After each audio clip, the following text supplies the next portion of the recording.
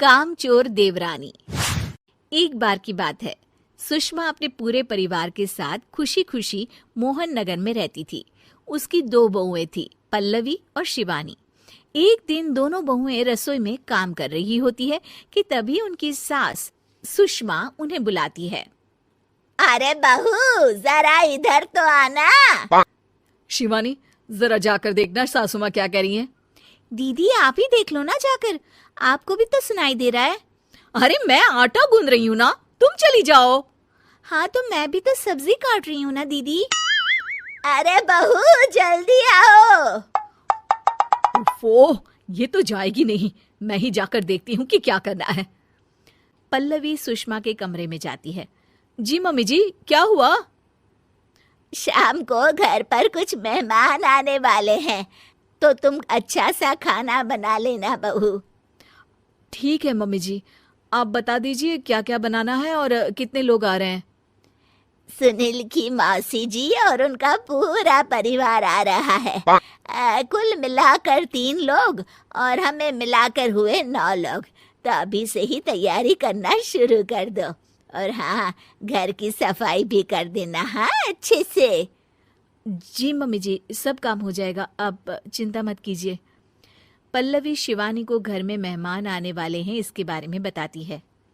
क्या 9 लोगों का खाना बनाना होगा, घर की सफाई करनी है?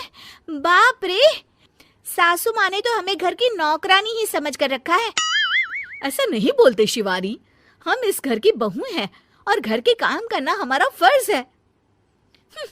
दीदी तो है ही सासू माँ की चमची, जब देखो सासू माँ सासू माँ। मैं तो इतना सारा काम नहीं करने वाली। शिवानी कपड़े लेकर गमला साफ कर रही होती है और चक्कर आने का नाटक करने लगती है। मेरा सर चकरा रहा है। तभी वहां पल्लवी और सासू माँ जाते हैं। अरे बहू, क्या हो गया तुम्हें? मम्मी जी, बहुत तेज सर में दर्द हो रहा है। तुम एक काम करो शिवानी, आराम कर लो।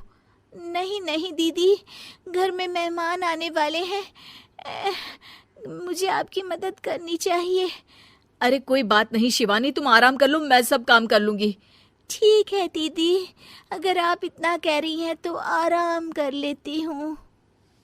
शिवानी आराम से अपने कमरे में मैगजीन पढ़ रही होती है। इसे कहते हैं आराम की जिंदगी। इतना सारा काम।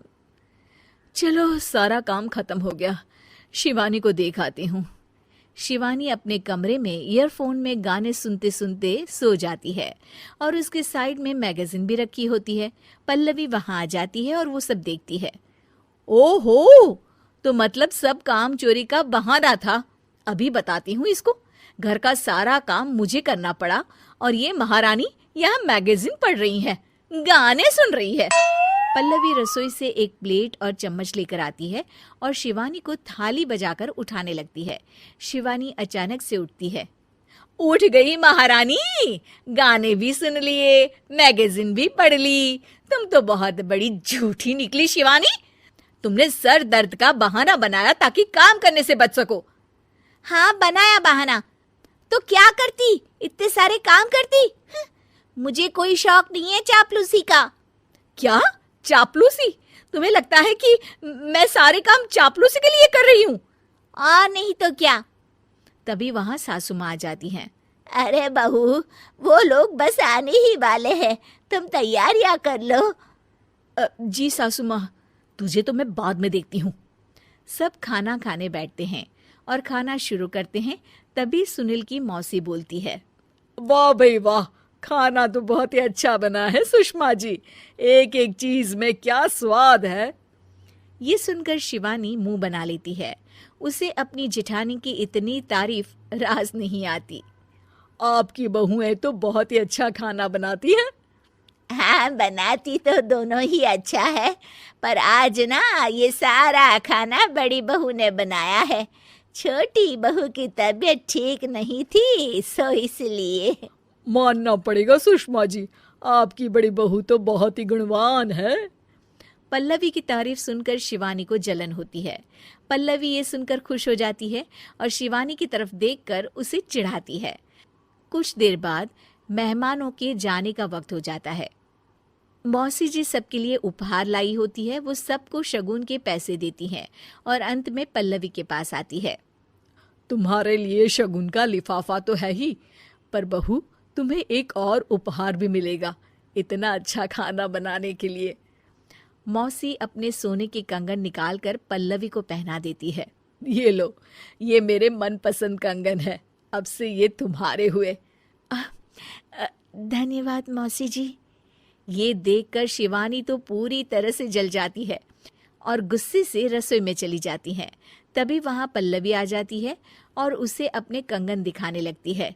देवरानी जी, अब आपका सर दर्द ठीक तो है ना? मुझे लगता है कि अब सर दर्द शुरू हो गया होगा आपका।